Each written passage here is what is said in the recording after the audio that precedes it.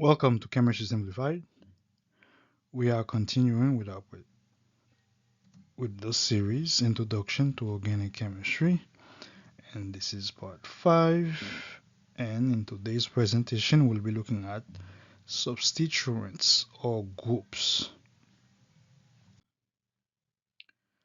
So these are the names for some of the most common substituents. We'll talk a little bit more about them.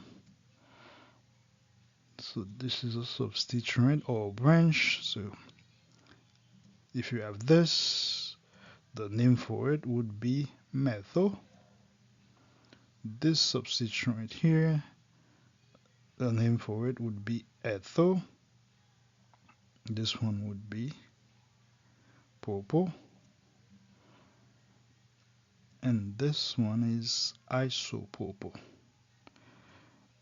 And these substituents are referred to alkyl group. If you have fluorine, the name should be fluoro. Chlorine should be chloro. Bromine is bromo. Iodine is iodo. And these substituents would be referred to as halo group because these are found in group 7, which are referred to as halogens. Now let's talk a little bit more about the alkyl groups. We'll look at the nomenclature or naming for unbranched alkyl groups. So for methane, this is a structure for the alkane. To get the alkyl group, we remove the hydrogen, which is in red. So this is a condensed structure, and the skeletal structure would look something like this.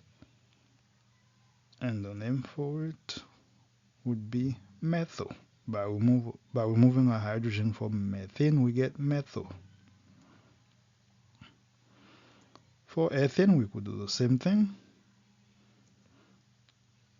removing the hydrogen, which we have in red, to get the condensed structure. And here is the skeletal structure, and the name should be ethyl because it comes from ethane. By removing a hydrogen from ethane, we get ethyl.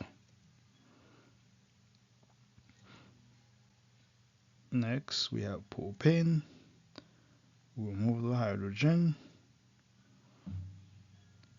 This is the skeletal structure, and the name is propyl. Butane. Removing a hydrogen.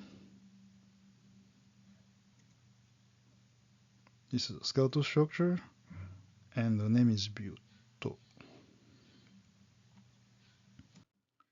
Now let's look at nomenclature for branch alkyl groups. Let's see. This is propane.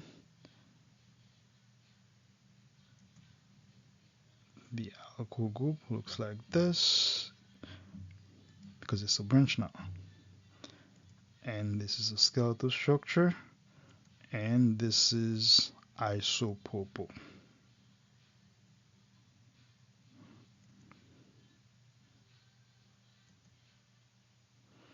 This is neopentane.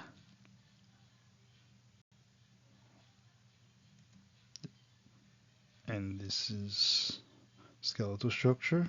The alkyl group would be called neopento.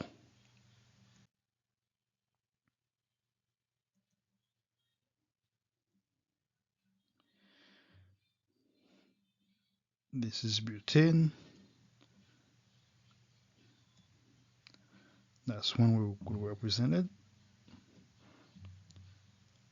And the alkyl group for this would be isobutyl. Another way we could represent it.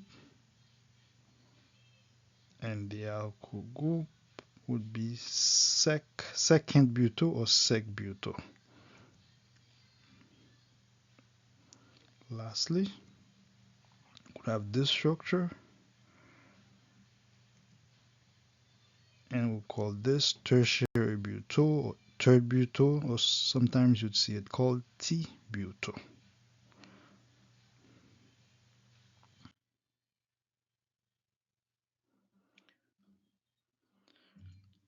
Well, let's see if we could how to recognize